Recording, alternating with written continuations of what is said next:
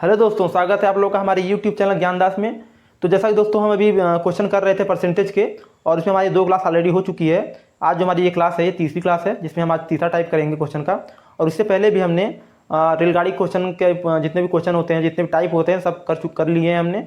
तो अगर आपने वो वीडियो नहीं देखे हैं तो जरूर जाके देखिए, और इसमें मैंने प्ले का जो लिंक है डिस्क्रिप्शन दे दिया है। ठीक है, तो चलिए आज का क्वेश्चन शुरू करते हैं।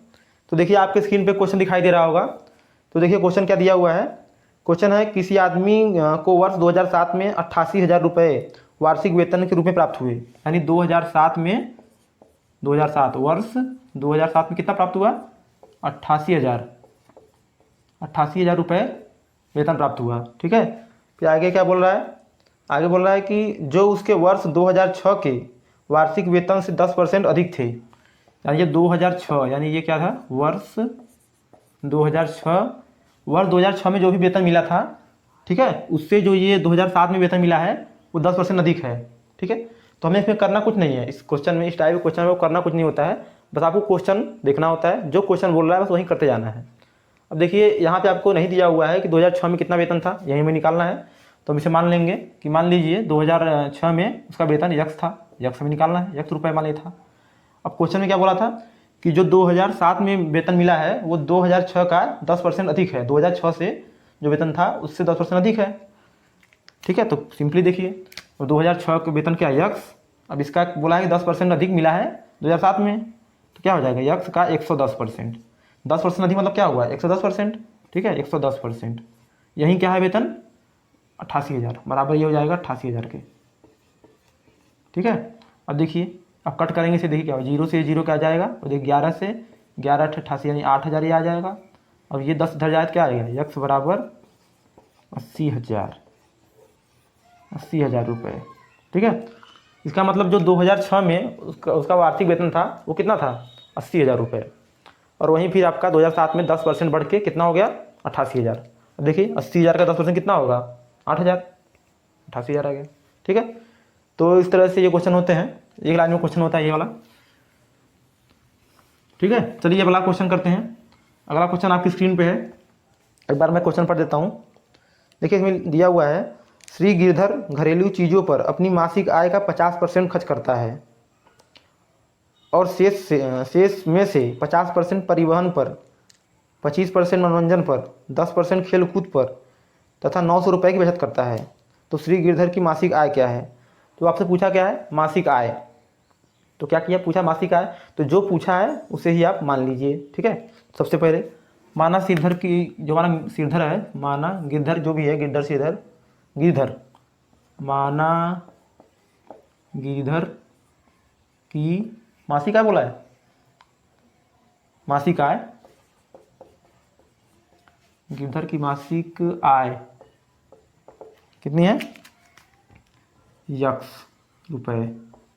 ठीक है, अब क्वेश्चन के अकॉर्डिंग हम करते जाएंगे बस। देखिए इसमें बोला है अपनी मासिक आय का 50% खर्च करता है। अगर आप क्वेश्चन में एक बार पढ़ेंगे क्वेश्चन को तो आप समझ जाएंगे आपको क्वेश्चन में करना कैसे है। देखिए इसमें क्वेश्चन में दिया था बीच में, देखिए यहाँ दिया है 900 रुपये की बचत करता है। ठीक है, यानी आपको इसमें दिया क्या है? बचत दिया है। तो आपको जैसे ही आपने पढ़ा बचत, यानी 900 रुपये डाटा दिया हुआ है बचत का, तो आपके दिमाग में आ जाना चाहिए कि जो अब हम क्वेश्चन लगाएंगे उसको बचत के फॉर्म में लगाएंगे। ठीक है, तो जो हमारी आय है यक्स रुपये माना है, अब उसको हम बचत के रूप में बदलेंगे। अब देखिए कैसे बदलेंगे। देखिए अब हमारी आय कितनी है? यक्स रुपये, इसे में लिख लिया यक्स। अब क्वेश्चन पढ़ेंगे हम, घरेलू चीज़ों पर अपनी मासिक आय का 50% खर्च करता है। कितना खर्च करता है? 50%। मासिक आय का 50% खर्च करता है। ठीक है, तो 50% खर्च करता है तो बचा कितना उसके पास? क्योंकि हमें क्या निकालना है? बचत। क्योंकि हमें क्वेश्चन में 900 रुपये बचत के रूप में दिया है ना, तो हम बचत के फॉर्म में चलेंगे। तो इसमें बोला है कि 50% मासिक आय का खर्च करता है, तो बचा कितना? 50%। ये आ गया, यानी अब इतना बचा 50%। डायरेक्ट हम लिख देंगे 1/2। ठीक है, भिन्न ग्रुप में। अब आगे पढ़िए, और शेष में से 50% परिवहन पर। अब यहीं जब 50% यहाँ पे हुआ तो इसका जो हमने 50% बचा हुआ था, अब इसका 50% परिवहन पर, फिर 1/2 परिवहन पर।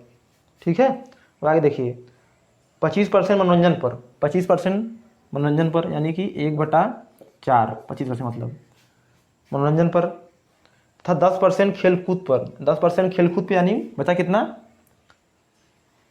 सॉरी ये जो 25% था, तो ये 25% देखिए यहाँ पे मनोरंजन पर खर्च करता है ना, तो खर्च करता है 25%, तो बचा कितना 75%, यानी 3/4। और फिर आगे दिया हुआ था 10% खेलकूद पर खर्च करता है, 10% खेलकूद पर खर्च करता है, तो बचा कितना 90%, यानी 9/10 लिख सकते हैं इसे हम। और ये टोटल जो है किसके बराबर है 900 के, दिया हुआ है आपको ना 900, ठीक है, यहाँ पर दिया हुआ है 900, ठीक है। एक बार फिर समझ लीजिए, अब जो गिरधर जी थे इनकी आय कितनी थी, हमने माना कि इनकी आय 100 रुपये थी, तो इसमें दिया हुआ था कि भाई ये 50% अपनी आय का खर्च कर देते हैं, तो हमें निकालना था बचत के रूप में। तो हमने कहा भाई जब 50% ये खर्च कर देते हैं अपना, तो इनके पास बचा कितना 50%, यानी 1/2, यानी जो हमारी मासिक आय थी उसका 1/2 बचा, इतना बचा ना, अभी इतना इसके इधर का ये बचा, ठीक है, ये इतना बचा, ठीक है। अब फिर आगे बोला था इसमें, आगे क्या बोला है कि शेष में से 50% परिवहन पर, अब यही शेष है इतना ना आपका, इसका अब इसमें से 50% परिवहन पर, जब 50% शेष परिवहन पर खर्च कर दिया तो बचा कितना 50%, फिर यहाँ लिख दिया हमने 1/2, ठीक है। फिर आगे बोला 25% आपका किस पे खर्च करते हैं ये मनोरंजन पर, जब 25% मनोरंजन पर खर्च कर दिया तो बचा कितना 75% शेष का ना, ठीक है, तो ये कितना 75% बच गया। फिर बोला 10% खर्च कर देते हैं ये खेलकूद पर, 10% जब खर्च कर दिया खेलकूद पे तो बचा कितना 90%, तो ये हो गया। और कुल बचा, तब यही जो बचा आपका यहाँ पे 900 के बराबर यह वैल्यू है, इसको सॉल्व कर दीजिए आपका आंसर आ जाएगा। अब देखिए से कर देखते हैं हम लोग करते हैं। अब देखिए, अब इन सब को जो नीचे है उसको हम उधर ट्रांसफ़र कर देंगे। तो पहले देखिए 9 से काट देंगे, 9 से जाएगा ये 100 बार, ठीक है। अब देखिए 2 दूनी 4 चौका 16 धाम 160, यानी कि 160 आ गया। यक्स बराबर आपका 100 गुणे 160 बटे के 3, ठीक है, ये कितना आ जाएगा 16,000 बटे 3, ठीक है। देखिए अब इसमें आपका 16,000 बटे 3 ऑप्शन आया, देखिए इसका ऑप्शन कौन सा मिल रहा है, तो इसका जैसा कि आप देख रहे हैं इसका ऑप्शन मैच नहीं कर रहा है, लेकिन ऑप्शन में आपको दिया हुआ है, दिख रहा है आपको कि इनमें से कोई नहीं, ठीक है, तो इसका आंसर यही हो जाएगा, इनमें से कोई नहीं। चलिए अब क्वेश्चन नंबर अगला करते हैं, 42 जो हमारा है आपकी स्क्रीन पे दिखाई दे रहा होगा, क्वेश्चन नंबर 42। देखिए क्या है इसमें, देखिए इसमें क्या दिया हुआ है, अक्षमा जो है 3,888 रुपये, जो उसकी मासिक आय का 18% है, यानी 3,888 रुपये है, वो उनकी आय का जो है 88% है, 18% है, 18% है, का म्यूचुअल फंड में निवेश करती हैं, ठीक है, इसको ये म्यूचुअल फंड में निवेश करती हैं, कितना अपनी आय का 18% जो कि 3,888 रुपये है, उसको वो म्यूचुअल फंड में निवेश करती हैं। उसकी वार्षिक आय कितनी है, अब पूछा है वार्षिक आय कितनी है। देखिए क्या करना है, अब बोला है कि 18% जो है यानी कितना है 3,888 रुपये, ये दिया हुआ है आपको, इसको ये इन्वेस्ट करती हैं म्यूचुअल फंड में। अब 18% ये निवेश करती हैं जो कि जिसकी वैल्यू है 3,888, तो उनकी सैलरी कितनी होगी, टोटल 100% उनको सैलरी होगी, क्योंकि 18% है, तो हम क्या निकाल लेंगे 100%। कैसे निकलेगा, देखिए क्या करेंगे, अब एक ही नहीं आपने पढ़ा होगा, तो 18% है तो 1% निकालेंगे क्या हो जाएगा, तो यहाँ कम आना चाहिए ना, तो कम के लिए क्या करेंगे डिवाइड कर देंगे, तो यहाँ क्या हो जाएगा 3,888 बटे 18, ठीक है। अब फिर निकालेंगे क्या 100%, तो क्या हो जाएगा 3,888 बटे 18 गुणे 100, इसको सॉल्व कर दीजिए। अभी कट करते हैं इसे,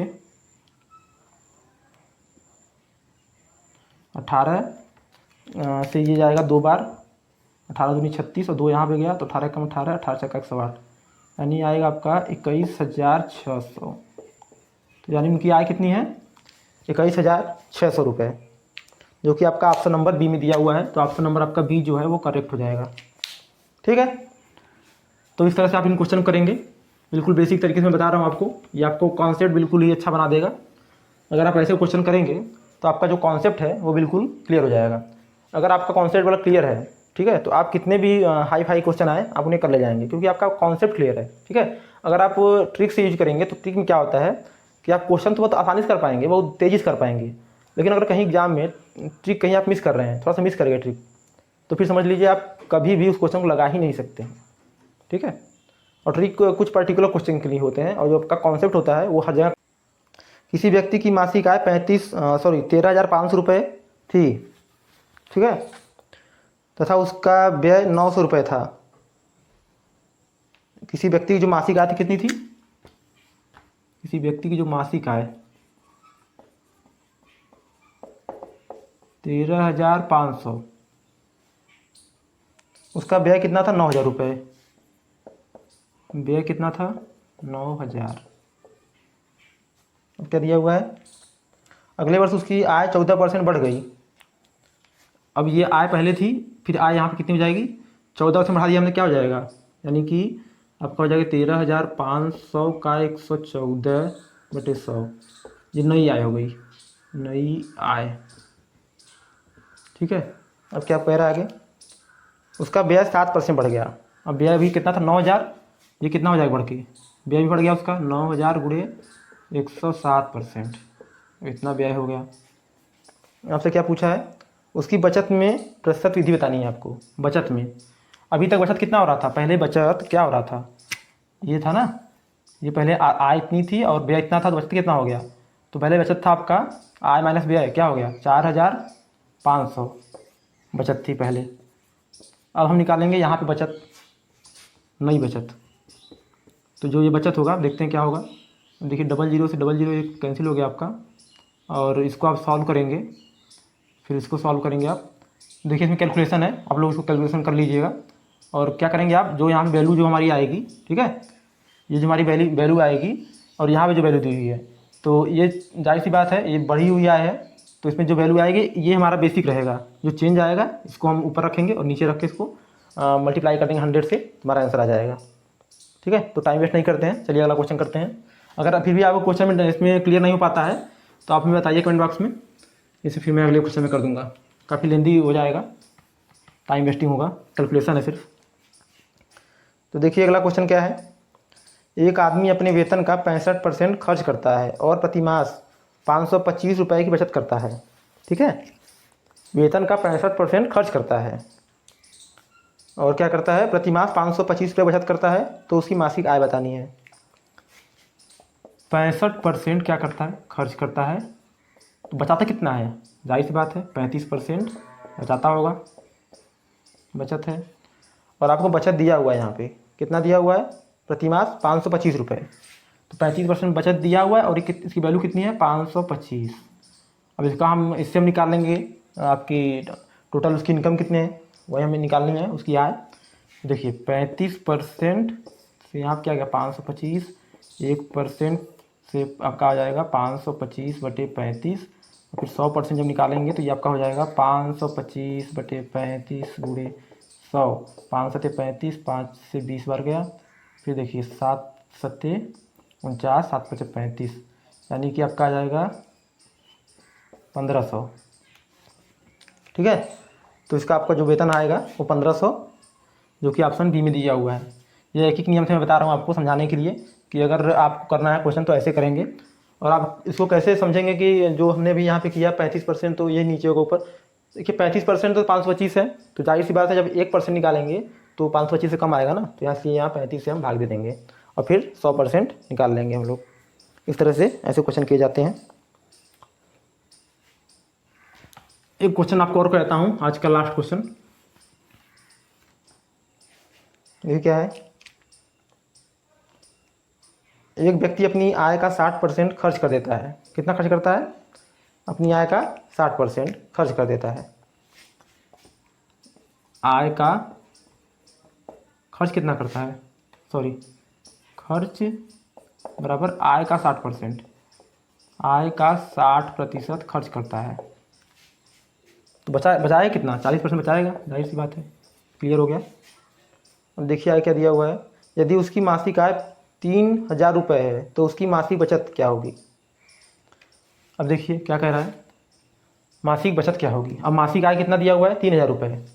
ठीक है, 3,000 रुपये उसकी मासिक आय है और खर्च कितना है? 60%। तो बचत कितना निकाला हमने? 40% होगा ना, जाहिर सी बात है। तो इसका निकाल दी 40%, 3,000 का 40%, यही तो बचत होगा ना।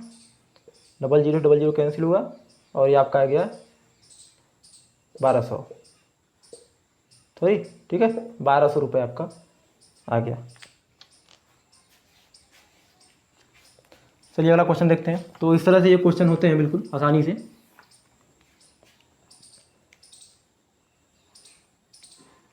अब देखिए आज का लास्ट क्वेश्चन कर ही लेते हैं। एक व्यक्ति अपने वेतन का 20% दैनिक उपभोग की वस्तुओं पर तथा शेष का 15% मकान के किराए पर व्यय करता है। तदुपरांत उसके पास 11,560 रुपये शेष रहते हैं। अब देखिए मैं शेष वाली बात आ गई ना। और देखिए इसमें यही बोला है जैसे पीछे बताया था कि शेष का भी इसमें खर्च कर रहा है, यानी पहले तो कुछ खर्च कर रहा है, फिर कह रहा है जो शेष बचा उसका फिर इतना % खर्च कर रहा है। तो इसको आप लोग ध्यान देंगे। देखिए अपने वेतन का, तो उसका वेतन पूछा है, तो मैंने माना कि उसका वेतन क्या है, यक्स है। वेतन 100 रुपये है, तो 20% दैनिक उपभोग की वस्तुओं पर खर्च करता है। जब 20% खर्च करता है तो बचत कितना हुआ उसका, 80%। तो यक्स का कितना बचत हुआ, 80%। अब इस उतना उसका बचा हुआ है, यहीं शेष बचा हुआ है उसके पास।